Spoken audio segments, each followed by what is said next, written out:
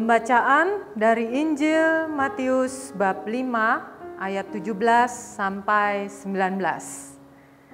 Janganlah kamu menyangka bahwa aku datang untuk meniadakan hukum Taurat atau kitab para nabi. Aku datang bukan untuk meniadakannya, melainkan untuk menggenapinya. Karena aku berkata kepadamu, sesungguhnya selama belum lenyap langit dan bumi ini, satu iota atau satu titik pun tidak akan ditiadakan dari hukum Taurat sebelum semuanya terjadi. Karena itu, siapa yang meniadakan salah satu perintah hukum Taurat sekalipun yang paling kecil dan mengajarkannya demikian kepada orang lain, ia akan menduduki tempat yang paling rendah di dalam kerajaan sorga. Tetapi siapa yang melakukan dan mengajarkan segala perintah-perintah hukum Taurat, ia akan menduduki tempat yang tinggi di dalam kerajaan sorga.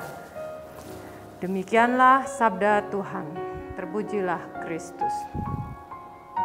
Shalom saudara-saudara, saya Heidi Olivia dari Paroki Maria Bunda Segala Bangsa Nusa Dua. Kita berjumpa kembali dalam Renungan Geni tanggal 9 Juni 2021. Tema yang mau saya bawakan kali ini adalah Dia datang untuk menyempurnakan. Nah, kalau kita membaca perikop tadi tentang Yesus dan hukum Taurat, kita pasti berpikir, oh berarti perjanjian lama masih bisa dilakukan dong. Perjanjian lama, hukum perjanjian lama masih kita lakukan dong sampai saat ini. Karena Yesus tidak meniadakan hukum Taurat. Nah, mari kita simak renungan berikut.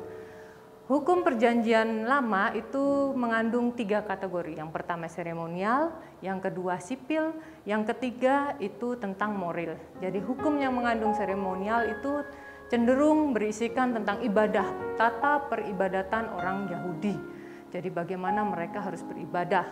Nah, sebenarnya ibadah ini ditujukan juga untuk Yesus Kristus. Maka setelah kematiannya, lalu kebangkitannya, maka kita tidak teringat lagi sama hukum seremonial seperti itu. Tetapi prinsip-prinsip hukum seremonial seperti kita harus menyembah Allah yang kudus, itu tetap kita lakukan sampai sekarang ini. Yang kedua, mengandung hukum sipil itu tentang tata cara hidup orang Israel, orang Yahudi. Nah, karena budaya sekarang sudah berubah, budaya modern sudah berubah, tidak seperti zaman Yesus dulu, tetapi prinsip-prinsip hidupnya misalnya kita harus memperlakukan orang miskin. Itu pun tetap diteladani oleh Yesus Kristus, dan Yesus Kristus menunjukkan juga teladannya bagaimana kita harus memperlakukan orang miskin. Yang ketiga, mengandung hukum moral.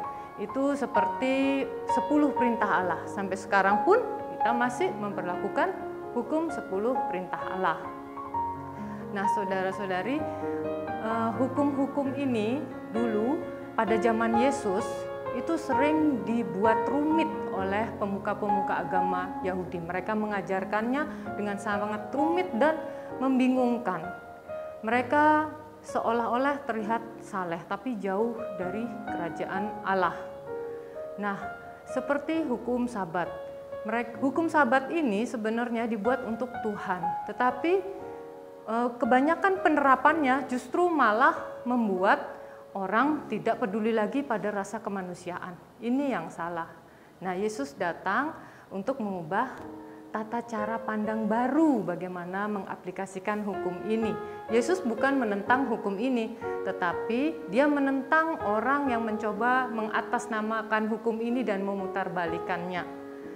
Orang Yahudi cukup puas dengan hanya membuat hukum itu dan melakukan hukum itu tuh secara lahiriah dan mengartikannya secara harafiah.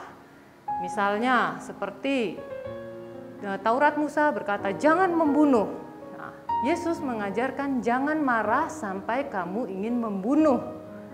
Nah, kalau kita sudah demikian itu berarti kita sudah membunuh dalam hati kita. Orang-orang Farisi marah terhadap Yesus, pemuka-pemuka agama marah terhadap Yesus, sehingga ia merencanakan pembunuhan. Walaupun dia tidak melakukan pekerjaan kotor itu, dia menyuruh orang lain melakukannya, tetapi apakah itu bukannya juga sama saja dengan membunuh? Nah, Yang kedua misalnya, jangan berzina. Taurat Musa mengajarkan begitu. Yesus mengajarkan hindari perzinahan, jaga pikiranmu, jaga perkataanmu. Tetaplah kudus, tetaplah setia. Karena jika kamu memandang perempuan saja dan menginginkannya, itu sudah berzina. Jadi Yesus juga memperhatikan kedalaman hidup kita, kekudusan, bukan yang terlihat saja. Nah, masih banyak lagi aturan-aturan yang disempurnakan oleh Yesus. Nah, kalau kita melihat seperti ini, apakah kita masih berpikir bahwa Yesus itu datang untuk meniadakan hukum Taurat? Tidak, dia menyempurnakannya. Nah, seperti Taurat Musa. Musa datang memberikan hukum dan keadilan Allah dalam perjanjian lama. Sedangkan Yesus itu memberikan hukum kasih, bahwa Allah itu Maha Kasih, pengampun, pemurah. Seperti itu, sehingga dari perjanjian lama dan perjanjian baru sama-sama saling melengkapi. Nah, saudara-saudari yang terkasih, mari kita melakukan keagamaan kita, acara keagamaan kita taat pada paroki, bukan karena ingin dilihat orang atau takut disindir orang, tapi benar-benar sungguh-sungguh karena kita mencintai Tuhan, ingin bersyukur kepadanya. Maka kita taat pada gereja, kita taat pada pemimpin kita. Itulah ketaatan yang sempurna. Tuhan Yesus memberkati.